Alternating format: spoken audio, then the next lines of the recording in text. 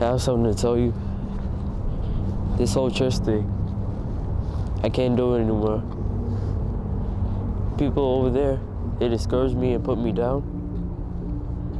I know I just got baptized, but I just can't do it. All right, I hear what you're saying. Let me tell you, I was in the same position as you. When I was younger, just about probably your age, people discouraged me in the church as well. And I always told myself, when I get older and I have the opportunity to leave my parents' house, I'm out of here and I'm not going to church anymore.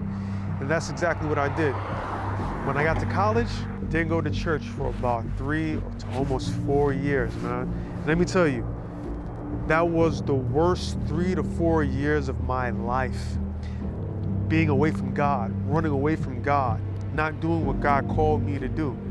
Let me tell you something. There's a reason why God wanted me in the church, even with all those individuals discouraging me. There's a reason why God wants you in the church, even with all those people discouraging you. And how I like in my situation too, and your situation too, it's like I compare it to this guy in the Bible. His name was Jonah. Now, Jonah was a young man just like you. God called Jonah to go to the people of God and to tell the people of God that they were backsliding, that they were apostatizing, that they were sinning and sinning to the maximum degree that, God couldn't take it anymore. But Jonah knew that if he went to these people and he spoke to these people, they probably would have laughed at him, they would have mocked him, and they probably would have even killed him. So instead of going back and being around the people of God, what does Jonah do? Jonah runs off into the world thinking it's going to be much better for him out there in the world. He hops on a ship to go off to wherever it is he's going to. The ship gets caught in a storm. Jonah knows that the storm is because of him, so he tells the people to throw him overboard. They throw him overboard. He gets swallowed by a whale. Let me tell you, instead of going to the people of God, Jonah runs off and things got much worse for him. What do you think is worse? People mocking you, people trying to discourage you, or being caught in a storm in the middle of the sea, being swallowed by a whale? That's what happened to me. Now, I didn't get caught in the middle of a sea and with a storm raging over me, or I didn't get swallowed by a whale, but hardships, trials and tribulations, the storms of life happened to me because I turned my back on God. It would have been much easier for me if I had just stayed where God had put me. Now, there's a reason why God called Jonah to go to Nineveh. Jonah, this young man, was a weapon of mass destruction against the kingdom of Satan. Now, Satan was the one who was ruling over there in Nineveh. That was the person who the people in Nineveh were worshiping. God was sending this individual to go and blow up Satan's kingdom. And that's what he's calling you to do. When Jonah finally did what God called him to do, the people of Nineveh turned their backs on Satan and started serving God once more. Now, what do you think God's purpose for you in the church is for? God knew you before you were in your mother's womb. He had a purpose placed on your life. You are a weapon of mass destruction, just like Jonah was a weapon of mass destruction. Psalms 127 verse 4 says, just as an arrow is in the quiver of a strong man, so are the children of the youth.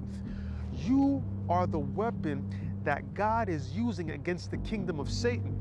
The church is filled with people just like Nineveh, and God is sending you, the young man, the children of the youth, to go back over to Nineveh and to tell the people in Nineveh what God has told you to tell them. You show the people in your church the character of God. You show the people in your church the love of Jesus Christ. You preach the truth. You study your word and you live it. And those who are in the church around you will see Jesus living out through how you live your life, and they will want to change. That's why Satan wants you out of there. He understands that you're that weapon. So if he destroys the weapon, there's nothing that can destroy his kingdom. He doesn't want the weapon there.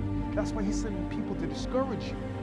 Understand that you're the weapon. Understand that you're more powerful than them. You have to understand the power that's within you. You have to understand who it is that you are and who it is that you belong to.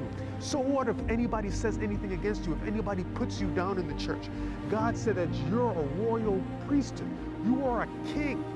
You're adopted into the family of God. That means that you're a king. It doesn't matter what anybody says. If you walked up to Queen Elizabeth and you called her something that she wasn't that she wasn't, something that much lower than she was. You think that she's gonna feel bad about it? No, because she's Queen Elizabeth. You are a king. When somebody says something to you, it doesn't matter.